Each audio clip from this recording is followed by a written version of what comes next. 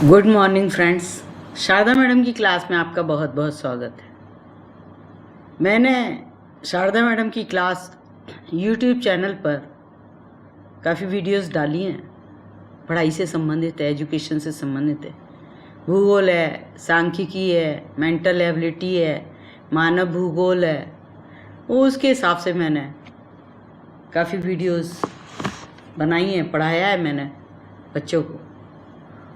और अब मैं कंपटीशन से संबंधित वीडियोस डाल रही हूँ। मैंने मेंटल एबिलिटी की वीडियोस काफ़ी डाली हैं, मानसिक योग्यता की, रीजनिंग की। मेरे चैनल को सब्सक्राइब कर लें, लाइक कर लें, शेयर कर लें वीडियोस को। चैनल सब्सक्राइब हो जाएगा तो आपको मेरी वीडियो पढ़ते ही आ जाएगी आपके पास। आप ध्यान से पढ़ें। मैं हर बार आपको बार बार ये समझाने का प्रयास कर रही हूँ कि आप थोड़ा थोड़ा अभी से पढ़ें। ज़रूरी नहीं है एग्ज़ाम की डेट आ जाए तब आप तैयारी करें, बल्कि आप अभी से लग जाएं पढ़ाई में, एक एक टॉपिक आप क्लियर करते जाएं। इसीलिए मैंने मेंटल एबिलिटी की बहुत सारी वीडियोस डाली हैं, बच्चों ने पढ़ाई भी की है। तो अब मैं राजस्थान जनरल नॉलेज की, जो बहुत टफ लगता है, बहुत ज़्यादा और बहुत बड़ा भी है। राजस्थान की जनरल नॉलेज काफ़ी लंबी चौड़ी है। यहाँ तो जनरल नॉलेज नाम ही बहुत लंबा चौड़ा है। तो इसमें कुछ जो महत्वपूर्ण जो क्वेश्चंस होते हैं वो बार बार एग्ज़ाम्स में रिपीट होते हैं, घुमा फिरा के पूछ लिए जाते हैं, वो मैंने इस वीडियो में डाला है। अब आते हैं अपना मेन टॉपिक पर। Rajasthan general knowledge for all state level exams, MCQ with solution, MCQ multiple choice questions with solutions, part one है ये मेरा, ठीक है। हिंदी में राजस्थान सामान्य जानकारी स्टेट लेवल की सभी प्रतियोगी परीक्षाओं हेतु वैकल्पिक प्रश्न उत्तर सॉल्यूशन के साथ में पार्ट 1, ठीक है। अब हम सीधे क्वेश्चंस पे आ रहे हैं। पहला क्वेश्चन है कि भारत सरकार ने सूचना का अधिकार कब लागू किया। स्टेट लेवल में आ सकता है, इंडिया लेवल के भी कुछ क्वेश्चंस आ जाते हैं, तो मैंने सूचना के अधिकार से संबंधित डाला है। इसमें 4-5 क्वेश्चंस डाले हैं। भारत सरकार ने सूचना का अधिकार कब लागू किया। अब इससे रिलेटेड जो भी जानकारी है मैंने इसके सॉल्यूशन में डाल दी है। आप इससे संबंधित जो भी जानकारी है उसको ध्यान से पढ़ें, नोटबुक में नोट कर लें, तैयारी करें, ठीक है। तो पहला है, भारत सरकार ने सूचना का अधिकार कब लागू किया। ए में कह रहा 5 मई 2005, बी में 3 अक्टूबर 2000, सी में 13 अक्टूबर 2005, डी में 23 नवंबर 2000। अब सॉल्यूशन, सीधे सॉल्यूशन जरूरी है इसके लिए। तो सॉल्यूशन में DICGC 2005, DICGC ये रिजर्व बैंक ऑफ इंडिया के संपूर्ण स्वामित्व वाली सहयोगी है। जैसे रिजर्व बैंक ऑफ इंडिया का डिपार्टमेंट है, ऐसे इसका भी है, DICGC 2005। इसकी फुल फॉर्म है deposit insurance and credit guarantee corporation, English में deposit insurance and credit guarantee corporation. ये कब चालू हुई, कब स्थापित हुई? 1961 में। लगातार है। रिजर्व बैंक के जो भी कार्य हैं, जैसे FD वगैरह कराने का है, उनसे संबंधित जानकारी का है, ये सारा कार्य ये कौन करती है? Deposit insurance and credit guarantee corporation करती है। और 1961 से ये बनी हुई है। रिजर्व बैंक ऑफ इंडिया की संपूर्ण स्वामित्व वाली सहयोगी है ये। और भारत सरकार ने सूचना का अधिकार अधिनियम 2005 इस http://www.persmin.nic.in पर बनाया है। ये सूचना का अधिकार अधिनियम जो एक्ट है 2005, ये पूरा किसको सौंप दिया गया? DICGC को, ठीक है। और ये इसी पर कार्य कर रही है शुरू से, निर्णय ले मतलब एप्लीकेशन से लेकर निर्णय तक का, रिजल्ट तक का, को ये सुनाती है। ठीक है, इस तरीके से इसकी स्थापना कब हुई थी? 13 अक्टूबर 2005 में। आंसर इज सी, 13 अक्टूबर 2005। इन तारीखों को आपको याद रखना है। दूसरा क्वेश्चन, नीवी प्रगानी से आप क्या समझते हैं? नीवी प्रगानी कोई पद नहीं है। सूचना के अधिकार अधिनियम 2005 में इसका जिक्र नहीं है। यह सूचना प्राप्त कर निर्णय तक के सभी कार्य करता है। और डी इनमें से कोई नहीं। सॉल्यूशन, नीवी प्रगानी की फुल फॉर्म है क्या है? निक्षेप बीमा और प्रत्यय गारंटी निगम। ये नीवी प्रगामी ये हिंदी में है और DICGC ये इंग्लिश में है। जो कार्य इंग्लिश में इसको deposit insurance and credit guarantee corporation बोलते हैं। जो कार्य ये करती है वही ये करती है, सेम है। हिंदी और इंग्लिश का अंतर है बस। नीवी प्रगानी क्या है? ये सूचना प्राप्त कर निर्णय तक के सभी कार्य करता है। मुझे किसी चीज़ की सूचना चाहिए तो मैं एप्लीकेशन दूंगी और ये सूचना इसके जो अन्य सब डिपार्टमेंट्स हैं उनके हिसाब से ये सारे कार्यों को करता है, निर्णय तक के सारे कार्यों को ये देखता है। ठीक है, आंसर क्या हो गया? सी। ओके, अब देखो इसको भी एक बार देख लो। डिपॉजिट का मतलब होता है निक्षेप, इंश्योरेंस का मतलब होता है बीमा, एंड का मतलब होता है और, ठीक है। क्रेडिट का मतलब है प्रत्यय, गारंटी का मतलब गारंटी, कॉरपोरेशन का मतलब निगम। तो ये एक ही चीज़ है। DICGC और नीवी प्रगानी एक ही है। वो हिंदी में है, वो इंग्लिश में है। ओके, उम्मीद है आप समझ रहे होंगे। मेरे चैनल को सब्सक्राइब जरूर कर लें और वीडियो को लाइक शेयर करें, कमेंट जरूर करें। ठीक है, अब तीसरा क्वेश्चन, तीसरा RTI के लिए आंदोलन सर्वप्रथम कब और कहाँ शुरू हुआ? RTI मतलब right to information, right to information के लिए आंदोलन सबसे पहले कहाँ शुरू हुआ? जयपुर में 1995 में, ब्यावर में 1996 में, अहमदाबाद में 1994 में, लखनऊ में 2000 में। तो आंसर है बी, ब्यावर में 1996 में RTI के लिए आंदोलन शुरू हुआ था। और इससे पहले ब्यावर के नज़दीक भीम तहसील है, वहाँ भी इससे संबंधित थोड़ा पहले 96 में ही शुरू हुआ था, बातचीत हुई थी, लेकिन आंदोलन की शुरुआत ब्यावर से ही हुई थी। ओके, अब चौथा क्वेश्चन, RTI सबसे पहले कहाँ और कब लागू किया गया? RTI पहले तो क्वेश्चन था कि भाई ये RTI जो है यानी सूचना का अधिकार यानी RTI कब लागू किया गया? भाई 13 अक्टूबर 2005 को। ठीक है, अब ये पूछ रहा है ये तो भारत में हुआ है ना, तो ये सबसे पहले कहाँ? अदर स्टेट्स में कहाँ सबसे पहले हुआ? महाराष्ट्र में 2005 में, कर्नाटक में 1990 में, राजस्थान में 2000 में, उत्तर प्रदेश में 2003 में। तो आंसर इज सी। सबसे पहले RTI जो लागू हुआ था राजस्थान में सन 2000 में हुआ था। अब आया RTE, क्वेश्चन को आप ध्यान से पढ़ें। RTI था वो राइट टू इंफॉर्मेशन था, ये RTE राइट टू एजुकेशन कब लागू किया गया? 13 अक्टूबर 2005, 1 अप्रैल 2010, 17 जनवरी 2003, 4 मई 2004। सॉल्यूशन, RTE की फुल फॉर्म, RTE की फुल फॉर्म क्या है? Is right to education. RTE act 2009, ये वो था 2005, RTI ये 2009।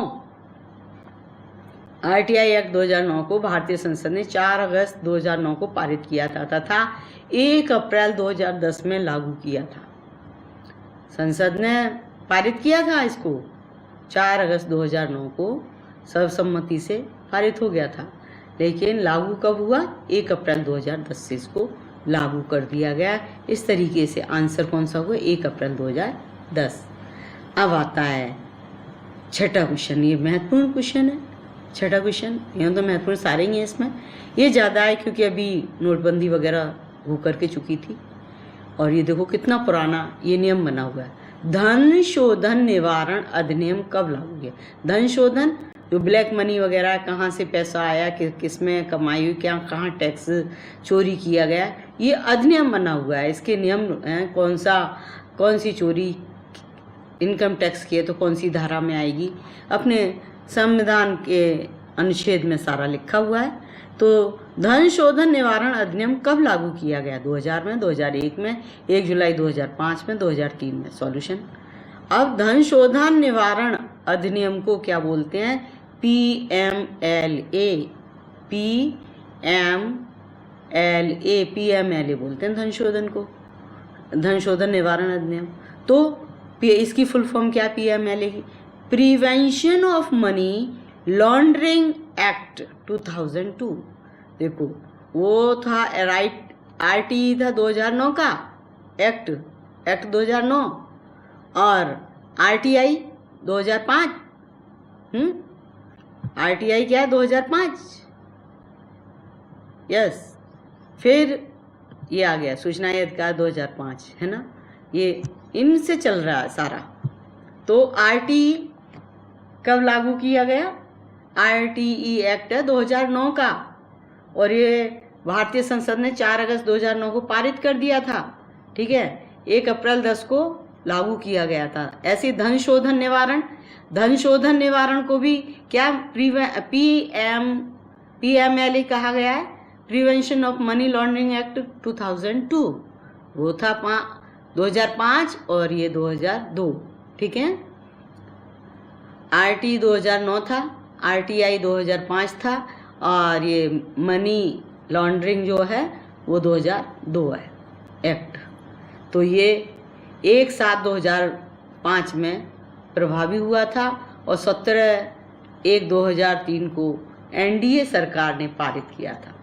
यानी लागू तो ये हुआ था 1/7/2005 में, और NDA सरकार ने 17/1/2003 को ही प्रस्ताव पारित कर दिया था। इसके बाद PMLA में संशोधन 2019 में आखिरी बार किया गया था, नरेंद्र मोदी जी के द्वारा किया गया था, जिसमें नोटबंदी वगैरह थी, सारा ब्यौरा लिया गया था, तो उसमें संशोधन किया गया था। ठीक है, तो इस तरीके से आंसर है C, 1 जुलाई 2005।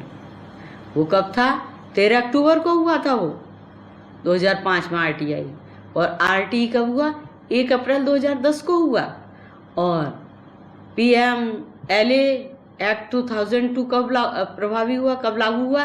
1/7/2005 में लागू हुआ। ओके, अब आते हैं अगले क्वेश्चन। राजस्थान में सबसे लंबा सबसे छोटा राजमार्ग कौन सा? A NH15 and NH71, B में NH15 एंड NH3, फिर C में NH11 एंड NH8, D में NH11 एंड NH15। तो आंसर है A NH15 एंड NH71B। जब राजमार्ग से संबंधित पढ़ाएंगे भूगोल में तब इसके बारे में और क्लियर करेंगे, हाल फिलहाल यही आंसर है। ओके, अब आता है निम्न में से कौन सा प्राकृतिक पोताश्रय है? पोताश्रय यानी पानी के जहाज कहाँ रुक जाते हैं प्राकृतिक तौर से, तो वो है मुंबई, कालीकट, कोलकाता, चेन्नई। तो मुंबई प्राकृतिक है। नवा, राजस्थान में देश की पहली रेल सेवा कहाँ से कहाँ तक चलाएगी? बहुत बार आता है, बहुत जीके का मेन क्वेश्चन है ये। तो उसमें देश की सबसे पहली रेल सेवा राजस्थान में अजमेर से दिल्ली अप्रैल 1894 में, जयपुर से आगरा अप्रैल 1774 में, आगरा फोर्ट से बांदीकुई अप्रैल 1874 में, और जालौर से गाजियाबाद अप्रैल 1919। आंसर है हमारा, इसका आंसर क्लियर है। आगरा फोर्ट से बांदीकुई अप्रैल 1874 में चालू हुई थी, शुरू की गई थी ये सेवा, और अभी भी यह सेवा चालू है। आगरा फोर्ट से बांदीकुई के लिए ट्रेन है। 10वां क्वेश्चन बीकानेर में कौन सा हवाई अड्डा है? देखो हवाई अड्डे तो बहुत सारे हैं, लेकिन कुछ एयरफोर्स के लिए गुप्त तौर से रखे गए हैं। ठीक है, तो बीकानेर में कोई पब्लिक के लिए हवाई अड्डा नहीं है, किंतु एयरफोर्स के लिए है। तो अब नाम देखेंगे। सांगानेर हवाई अड्डा, नाल, उत्तरलाई वायुसेना या सिविल एयरपोर्ट, क्या है? सॉल्यूशन में देखते हैं, सॉल्यूशन में क्या है। सांगानेर इंटरनेशनल एयरपोर्ट है, अंतर्राष्ट्रीय हवाई अड्डा, वो जयपुर में, ठीक है, कोई भी जा सकता है, पर्टिकुलरली है। Nal airport is underground airport for air force in Bikaner. Nal airport क्या है? बीकानेर में है, एयरफोर्स के लिए अंडरग्राउंड, ठीक है। Uttarlai is for air force airport in Barmer. Barmer में उत्तर अलाई है, उत्तर अलाई क्या है? बाड़मेर में है, ठीक है। Civil airport is 5th civil airport in Jaisalmer. 5वां सिविल एयरपोर्ट जैसलमेर में है। तो आंसर क्या हो गया हमारा? बी, नाल। बीकानेर में कौन सा हवाई अड्डा? नाल। अब आया 11वां। राजस्थान में पहली आयुर्वेदिक औषधि प्रयोगशाला कहाँ स्थापित की गई? यानी औषधि यानी मेडिसिन, पहली आयुर्वेद की होगी। एक एलोपैथिक होती है, एक होम्योपैथिक होती है, एक आयुर्वेदिक होती है, ठीक है। तो आयुर्वेदिक मेडिसिन लैब कहाँ स्थापित की गई? पहली राजस्थान में, पुष्कर, अजमेर, जोधपुर, बांसवाड़ा, बीकानेर।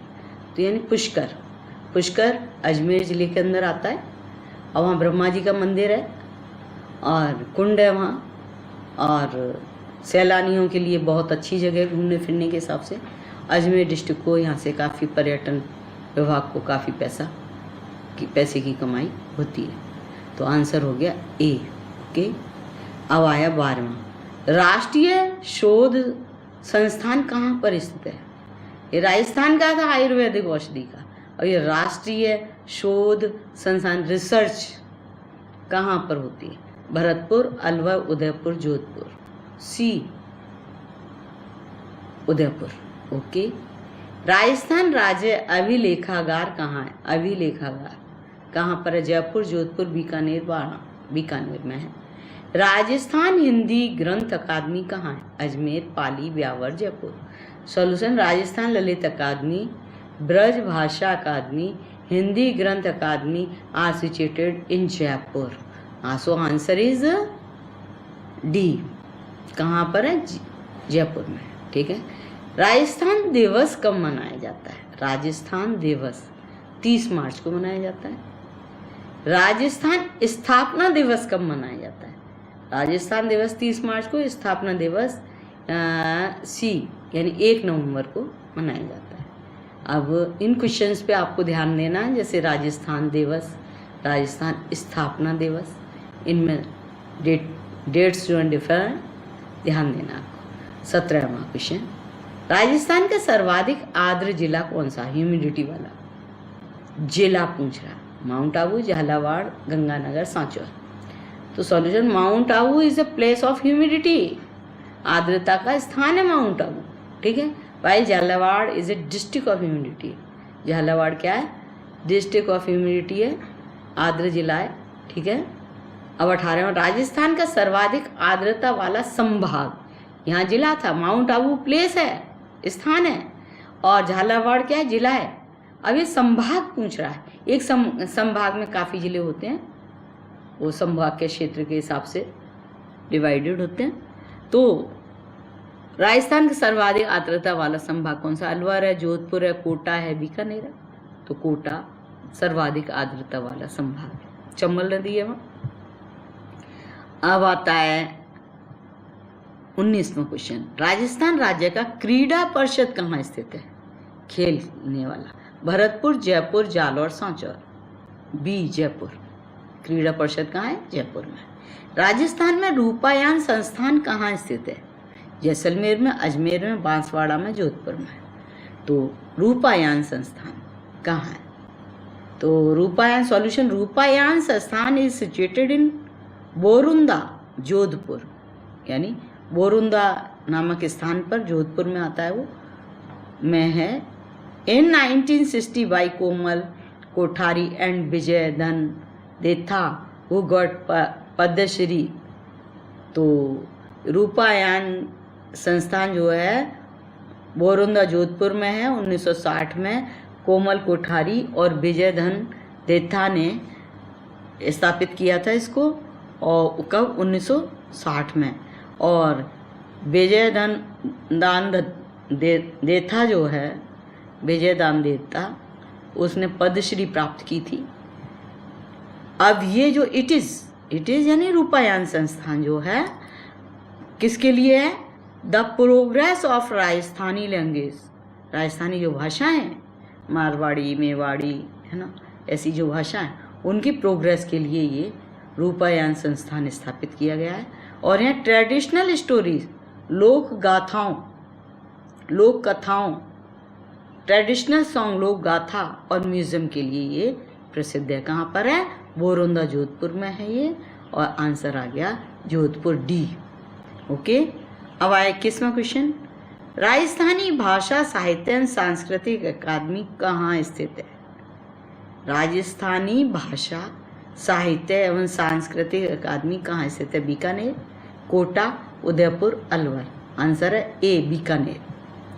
22वां, राजस्थान के जयपुर में स्थित संस्थान विभागों के नाम। मेन है, इतने सारे विभाग हैं, भूल भी जाते हैं कि अंदाज लगाना पड़ता है, तो अंदाजे से नहीं, इनको याद कर लें आप। जयपुर में कौन कौन से विभाग और संस्थान हैं। राज्य का सचिवालय कहाँ है? जयपुर में। हिंदी ग्रंथ अकादमी कहाँ है? जयपुर में। सिंधी अकादमी कहाँ है? जयपुर में। उर्दू अकादमी जयपुर में। संस्कृत अकादमी जयपुर में, यानी हिंदी, सिंधी, उर्दू, संस्कृत अकादमी कहाँ है? जयपुर में। कथक केंद्र कहाँ पर है? जयपुर में। वित्त निगम जयपुर में। राज्य विद्युत मंडल संस्थान जयपुर में। राज्य बीज निगम संस्थान जयपुर में। कृषि विपणन बोर्ड का मुख्यालय जयपुर में। पर्यटन विकास निगम संस्थान जयपुर में। राज्य पथ परिवहन निगम का मुख्यालय जयपुर में। खादी ग्राम उद्योग बोर्ड का मुख्यालय जयपुर में। पर्यटन विकास निगम संस्थान जयपुर में।